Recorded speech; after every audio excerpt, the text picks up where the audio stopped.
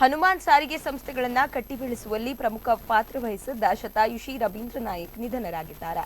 ಹನುಮಾನ್ ಸಾರಿಗೆ ಸಂಸ್ಥೆಗಳ ಯುಎಸ್ ನಾಯಕ್ ಅವರ ಅಧಿಕಾರ ಅವಧಿಯ ಬಳಿಕ 1972ರ ಬಳಿಕ ಹನುಮಾನ್ ಸಾರಿಗೆ ಸಂಸ್ಥೆಯ ನೇತೃತ್ವ ಇವರು ವಹಿಸಿಕೊಂಡಿದ್ರು. ಮುಂಬೈ ವಿಶ್ವವಿದ್ಯಾನಿಲಯದಲ್ಲಿ ವಿಜ್ಞಾನದಲ್ಲಿ ಸ್ನಾತಕೋತ್ತರ ಪದವಿಯನ್ನ ಪಡೆದಿದ್ರು. ರಾಯಲ್ ಇಂಜಿನ್ ನೇವಿ ತಾಂತ್ರಿಕ ಸಹಾಯಕರಾಗಿ ಸೇವೆ ಸಲ್ಲಿಸಿದ್ದ ಇವರು ಉಡುಪಿ ಕಂಡಂತಹ ಅದ್ಭುತ ಸಾಧಕ ಯುಎಸ್ ನಾಯಕರ ಎರಡನೇ ಮಗ.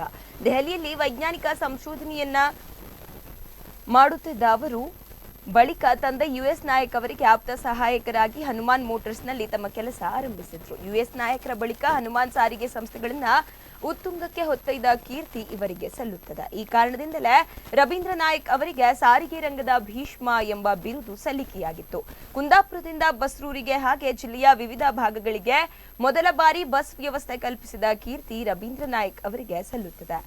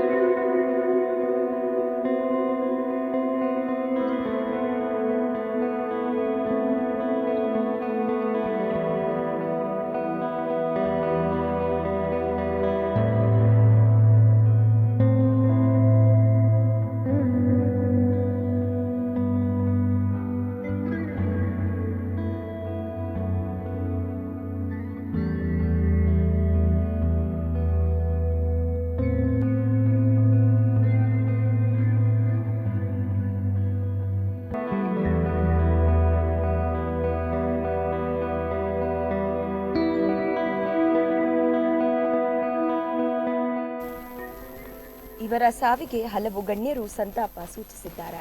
ಮಂಗಳೂರಿನ ದಿಗಂತ ಮುದ್ರಣದಲ್ಲಿ ನಿರ್ದೇಶಕರಾಗಿ ಸೇವೆ ಸಲ್ಲಿಸಿ ಉಡುಪಿಯ ಪ್ರಸಿದ್ಧ ಹನುಮಾನ್ ಟ್ರಾನ್ಸ್ಪೋರ್ಟ್ ಕಂಪನಿಯಲ್ಲಿ ವ್ಯವಸ್ಥಾಪಕ ನಿರ್ದೇಶಕರಾಗಿ ಯಶಸ್ವಿ ಸೇವೆ ಸಲ್ಲಿಸಿದ್ದ ಹಿರಿಯ ಉದ್ಯಮಿ ಪಾಂಗಳ ರವೀಂದ್ರ ನಾಯಕ್ ಅವರು ದೀರ್ಘಕಾಲದ ಅಸೌಖ್ಯದಿಂದ ಇಂದು ಇಹಲೋಕ ತ್ಯಜಿಸಿದ್ದು, ಇವರ ನಿಧನಕ್ಕೆ ಉಡುಪಿಯ ಶಾಸಕ ಕೆ ರಘುಪತಿ ಭಟ್ ಕೂಡ ಸಂತಾಪ ಸೂಚಿಸಿದ್ದಾರೆ.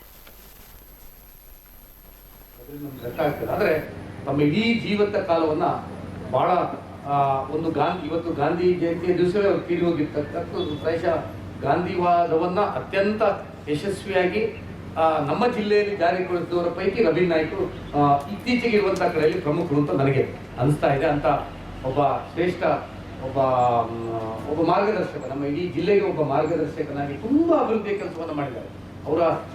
ಅವರು ಇತ್ತೀಚೆಗೆ ಒಂದು 4-5 ವರ್ಷದಿಂದ ಅವರು ಅನಾರೋಗ್ಯದಿಂದ ಮನೆಯಲ್ಲೇ ಇದ್ದು, ಆದರೆ ಅಷ್ಟರವರೆಗೆ ಯಾವುದೇ ಚಟುವಟಿಕೆಗಳಿದ್ರೆ ಅದರಲ್ಲಿ ರವೀಂದ್ರ ನಾಯ್ಕರು ಅವರ ನಗುಮುಖದಿಂದ ಯಾವತ್ತೂ ನಮಗೆ ನೆನಪದ ನಗುಮುಖ ಅಂತ ಅದರಿಂದ ಅವರು ಇರ್ತಾ ಇದ್ರು.